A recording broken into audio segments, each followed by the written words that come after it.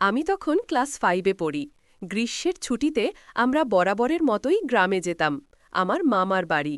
সেখানে আমার সবচেয়ে প্রিয় মানুষ ছিল আমার মামাতো ভাই তানিম। আমার থেকে বছর 2 বড়। তানিম ছিল একটু চঞ্চল, বোকা বোকা হাসি দিত, আর মাঝে মাঝেই আমার নাম বিকৃত করে ডাকত, মুনু গো।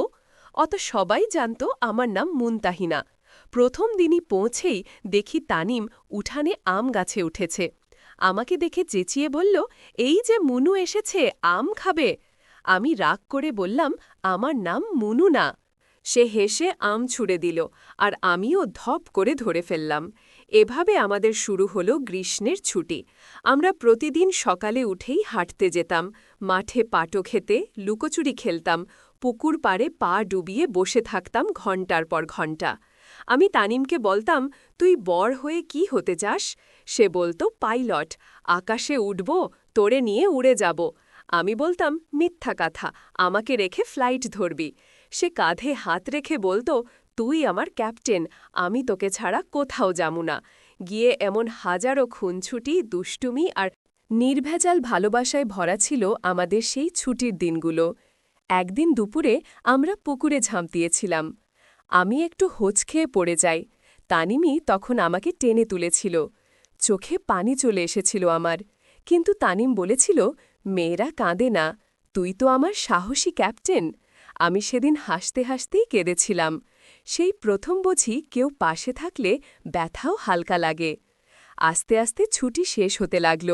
আমি চলে আসার আগের দিন আমরা আমাদের সিক্রেট প্লেসে খুগেলাম।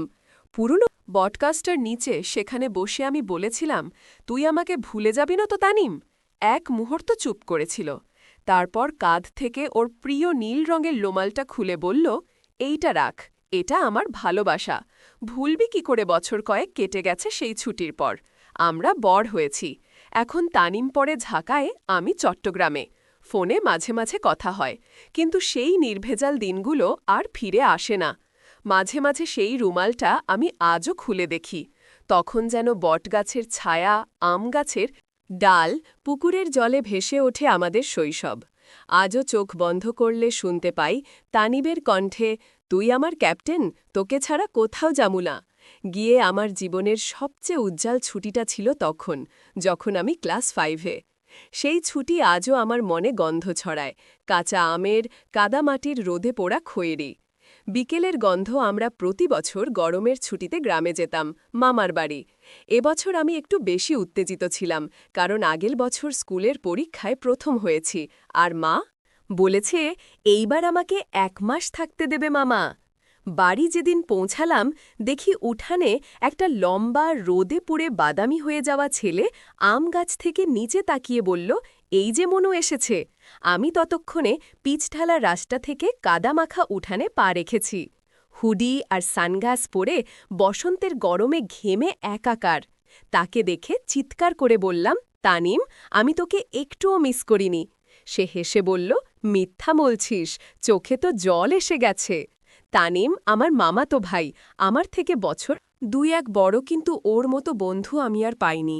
ও জেন ছিল এক পিচ্ছি দাদা, অদ্ভুত রকম দায়িত্বশীল, আবার দুষ্টামিতে আমার চাইতেও 10 গুণ এগিয়ে। সেই গ্রীষ্মের প্রথম কয়েকদিন আমরা সারা দিন শুধু খেলতাম। ভোরে উঠেই মাঠে দৌড়ো, আম গাছের নিচে বসে মাটির পাত্রে মুড়ি তেলমরিচ খাওয়া, আর দুপুরে পুকুরে ঝাঁপ দিয়ে গোসল। তানিম পাটো খেতে আমাকে নিয়ে যেত, বলতো, এই দেখ, এই পাটপাতার নিচে যোগ থাকে। কুতা ভয় পেয়ে বলতাম, আমি যাব না। সে বলতো, তুই কাঁদবি না তো, চলো, আমি হাত ধরে থাকব। ওর হাত শক্ত করে ধরতাম। সেই ছোট্ট হাত ধরার অনুভূতিটা আজও আমার মনে গেঁথে আছে। একদিন আমরা পুরনো একটা বট গাছের নিচে বসেছিলাম। আমি তানিমকে জিজ্ঞেস করলাম, তুই বড় হয়ে কি হতে চাস? সে বলল, পাইলট, তোকে নিয়েই উঠব। আমি বললাম, তুই কি আমাকে ভুলে যাবি না বড় হলে?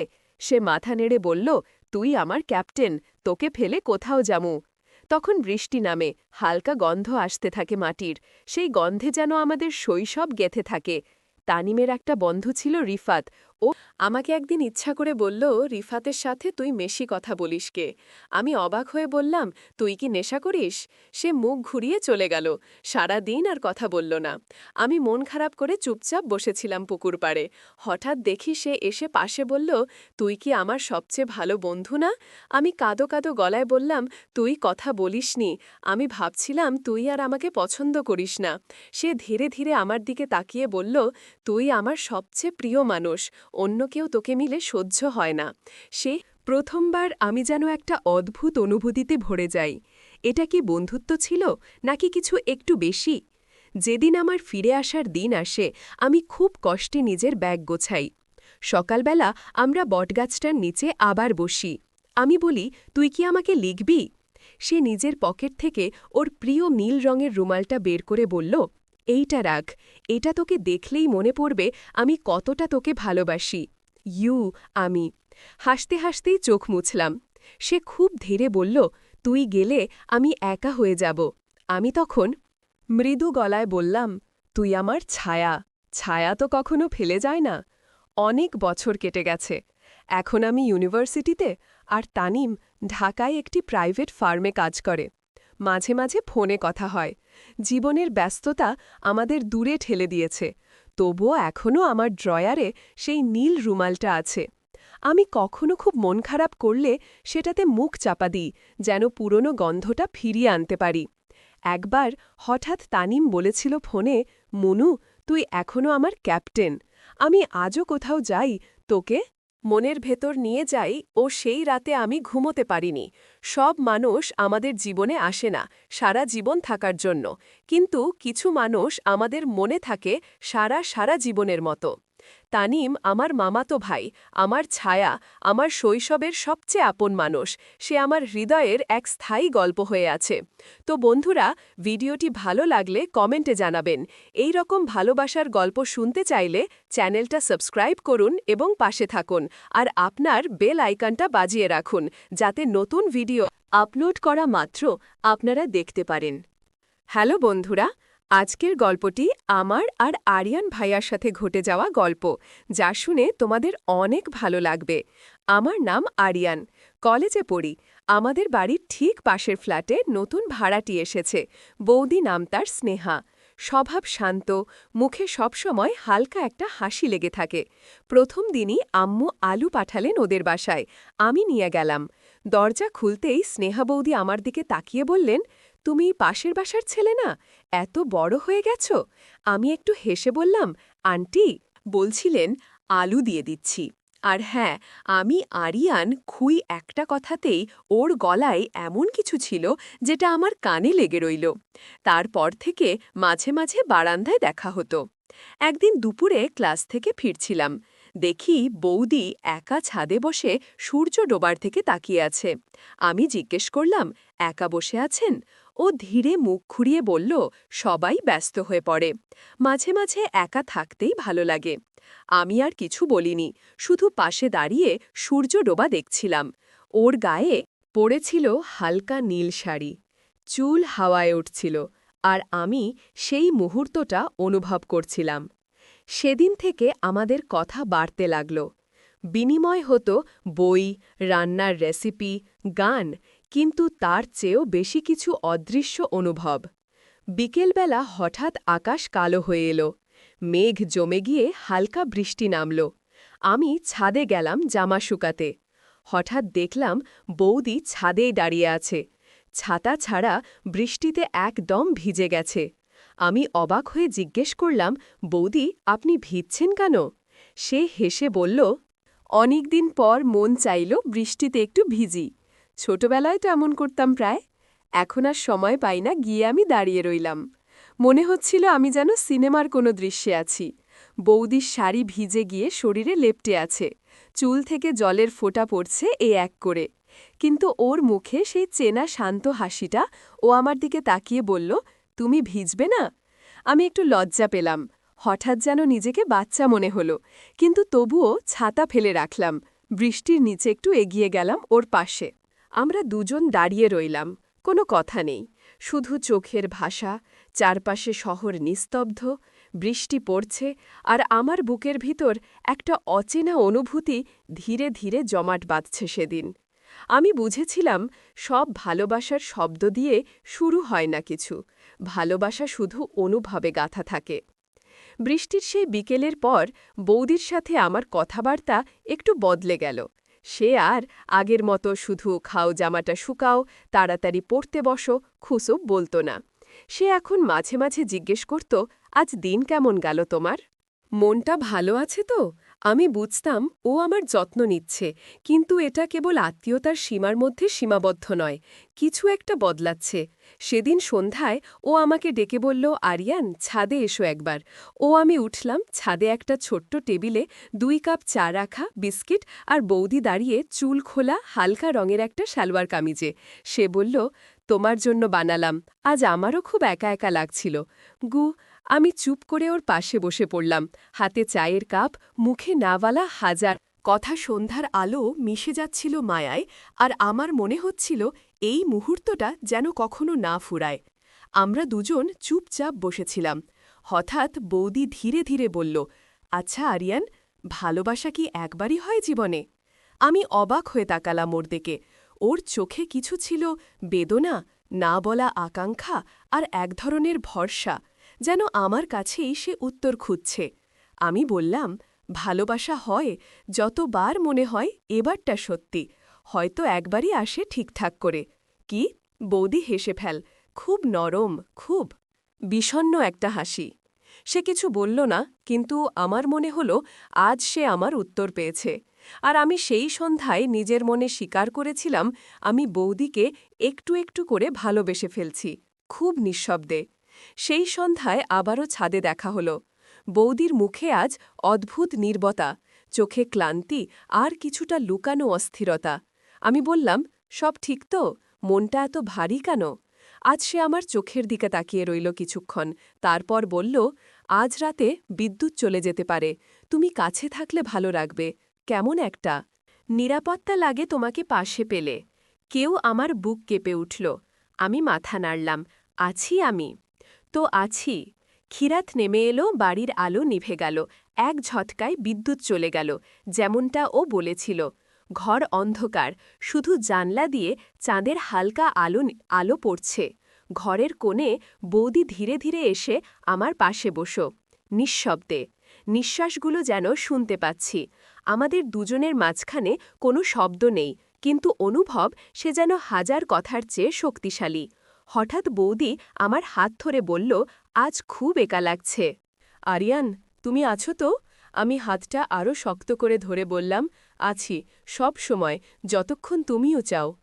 বৌদি কাপা গলায় বলল, সব কিছু ছেড়ে যদি কখনো কারো কাঁধে মাথা রাখতে হয়, আমি চাই সেটা তুমি হও। আমার চোখে জল চলে এলো। আমি বললাম, আমি কাউকে কথা দিই না, কিন্তু তোমার জন্য সব কিছু নিঃশব্দে দিয়ে দিতে পারি। কি চাঁদের আলো! আমি দেখলাম ওর চোখে শান্তি এসেছে আর মুখে একটুখানি হাসি। আমাদের চারপাশে অন্ধকার ছিল, কিন্তু মনে এক নতুন আলো জ্বলে উঠেছিল। সেই সন্ধেটা ছিল একদম শান্ত। বৌদি বারান্দায় বসে কফি খাচ্ছিল, আমি পাশেই দাঁড়িয়েছিলাম। দুজনের মাঝে অদ্ভুত এক নীরবতা, কিন্তু সেই নীরবতাই যেন সবচেয়ে বেশি বলছিল। আমি ধীরে ধীরে এগিয়ে গেলাম, ওর পাশে বসে বললাম, আজ তুমি খুব চুপচাপ, ঠিক আছো তো? ও একটু হেসে বলল, হয়তো কিছু কিছু অনুভূতি শব্দ দিয়ে বোঝানো যায় না, তাই চুপকুপ। আমি কফির কাপটা ওর হাত থেকে নিয়ে বললাম, তাহলে আজ তুমি কফিটাও ভাগ করে নাও আমার সাথে গিয়ে। ও কিছু বলল না, কিন্তু চোখে যেন অজস্র না বলা কথা। চোখে চোখ রেখে আমরা শুধু বসে থাকলাম, নীরব, কিন্তু ভিতরে ভিতরে ভালোবাসা যেন ধীরে ধীরে গেঁথে যাচ্ছিল হৃদয়ের গভীরে। হাওয়ার টানে ওর চুল এলোমেলো হয়ে যাচ্ছিল।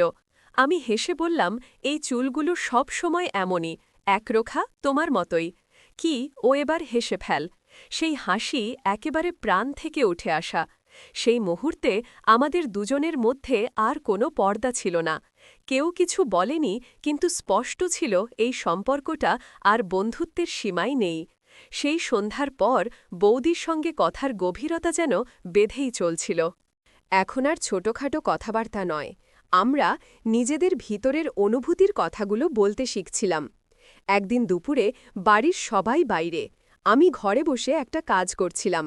হঠাৎ বৌদি এসে বলল, তুমি একা আছো তো, একটু বসি পাশে। আমি একটু চমকে গেলাম। ওর চোখে ছিল অনুরোধ, আর মুখে এক ধরনের ক্লান্তি। বললাম, এসো, কি হয়েছে? ও ধীরে ধীরে আমার পাশে বসে বলল, তুমি জানো, আমি অনেক কিছু বলতে চাই কিন্তু পারি না। তোমার সামনে এলেই বুকটা হালকা লাগে। এই যে একসাথে বসে থাকি, এটা আমার শান্তিখো। আমি মাথা নিচু করে ওর দিকে তাকালাম। বুকের মধ্যে একটা কাঁপুনি, কিন্তু মুখে কিছু বললাম না, শুধু পাশে বসে রইলাম, শব্দহীন, কিন্তু অনুভব। মা, ও আমার হাতের দিকে একবার তাকাল, তারপর হালকা করে বলল, তুমি যদি পাশে থাকো আমি ভয় পাই না। আমার চোখ ভিজে গেল, তবে সেটা আনন্দের বোঝার, একসাথে অনুভব করার অনুভূতি। সেদিন আমরা কোনো কথা না বলেও অনেক কিছু বলেছিলাম। সকালটা বেশ গরম ছিল। বৌদি সেই ভোরেই উঠেছিল, রান্নাঘরের কাজে। আমি জানতাম ও নিজে শরীরের যত্ন খুব একটা নেয় না। বৌদি বলেছিল, আরিয়ান বাজারে গেলে একটু কলা নিয়ে এসো। তো মা বলেছিল, পাকা কলা নাকি শরীরের জন্য ভালো। ও, আমি মাথা নেড়ে রওনা দিলাম বাজারের দিকে। হাঁটতে হাঁটতে ভাবছিলাম, বৌদি কতটাই বাঁচায়, একটু খেয়াল, একটু যত্ন, আর আমি তো এই ছোট ছোট চাওয়াগুলোতেই খুঁজে পাই একটা আশ্রয়। ফিরে এসে কলার থলে বাড়িয়ে দিতেই বৌদি একটু চমকে উঠে বলল, আরে, এত সুন্দর পাকা কলা এনেছ। আমি হেসে বললাম, তোমার জন্য তো বাছাই করেই আনতে হলো। খুব। বৌদির চোখে এক শিউরি ধরনের প্রশংসা ছিল, যেটা সে মুখে বলে না, কিন্তু আমার মন ঠিক টের পায়। বিকেলে সে নিজ হাতে সাথে এক গ্লাস ঠান্ডা দুধ আর দুটি কলা কেটে আমার সামনে এনে রাখল। বলল, এইবার তুমি খাও, শুধু আমি খেলে হবে না ঘি। আমরা একসাথে সেই কলা খেলাম। দেখতে সাধারণ, কিন্তু সেদিন সেটা ছিল ভালোবাসা, যত্ন আর নীরব বোঝাপটার একটা স্বাদ। সেদিন বিকেলটা ছিল অন্যরকম। বৌদি চুপচাপ বসেছিল বারান্দায়, হাতে এক কাপ ধোঁয়া ওঠা চা। হাওয়ার মাঝে ওর চুলগুলো এলোমেলো হয়ে গেছে, উঠছিল। আর আমি দরজার পাশে দাঁড়িয়ে শুধু তাকিয়েছিলাম ওর দিকে। সে চোখ তুলে বলল, এভাবে তাকিয়ে থাকলে চায়ের স্বাদই আলাদা হয়ে যায় জানিস। আমি একটু হেসে বললাম, তাহলে আজ আমিও চাই তোমার হাতের চা আর তোমার পাশে একটু বসার অধিকার। উষে চুপ করে হাসল, আমার হাতে কাপটা তুলে দিল, আর বলল, তুই পাশে বসলে আর চায়ে চিনি দিতে হয় না। খেয়ে আমরা পাশাপাশি বসে চা খেলাম, চুপচাপ, কিন্তু হৃদয়জোড়া অনুভবের শব্দে ভরা। তারপর হঠাৎ সে আমার দিকেই ঘুরে বলল, আজ তুই থাক, অযোগের। দিনটা শুধু তোর আর আমার হোক। ইব, আমার বুকটা কেঁপে উঠল। আমি ওর হাতটা ধীরে করে ধরলাম। সে চোখ বন্ধ করে একটুখানি এগিয়ে এলসেই। নীরব বিকেলে একটুখানি চুমুক নিঃশব্দের সমস্ত অনুভবের উত্তর হয়ে উঠল।